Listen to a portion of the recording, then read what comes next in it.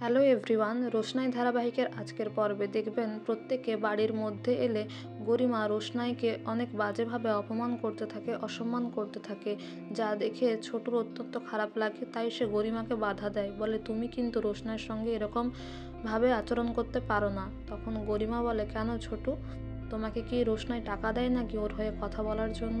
তখন আরণ্যক বলে, গরিমা তুমি বোনের অধিকারে রোশনাইকে অনেক অপমান করেছো, আমাকেও অনেক অপমান করছো, কিন্তু ছোটুর সঙ্গে তোমার তেমন কোনো সম্পর্ক তৈরি হয়নি, তাই তুমি তাকে অপমান করতে পারো না।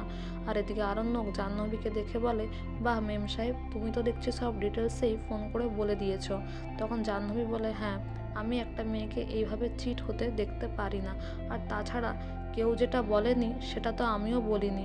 আর এদিকে আরণ্যকের বাবা মাও রোশনাইকে অনেক বাজেভাবে অপমান করতে থাকে, কিন্তু রোশনাই গরিমার কাছে গিয়ে বলে, দেখো গরিমা দিদি, তুমি যেরকম ভাবছো তেমন কিছুই হয়নি, উনি শুধুমাত্র ওষুধটাই দিতে গিয়েছিলেন, তাই তুমি বিয়েটা প্লিজ ভেঙে দিও না।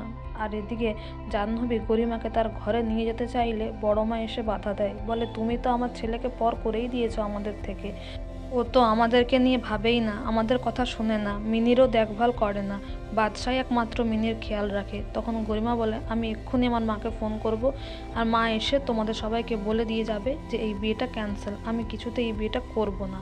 অপরদিকে জাহ্নবী বলে, তোমার শর্তটা কিন্তু মাথায় রেখো গরিমা। আর এদিকে গরিমা সুরঙ্গমাকে ফোন করে আরণ্যকের বাড়িতে ডাকে, আর সুরঙ্গমা এসে বলে, কি হয়েছেটা কি, কি এমন হয়েছে যার জন্য এত কান্নাকাটি করছে গরিমা? তখন গরিমা বলে, আমি এই বিয়েটা করতেই চাই না মা, তুমি এই বিয়েটা ভেঙে দাও।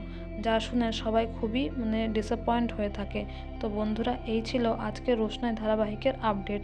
এই ধরনের আরও আপডেট জানতে আমাদের সঙ্গে যুক্ত থাকুন। Thank you for watching the video.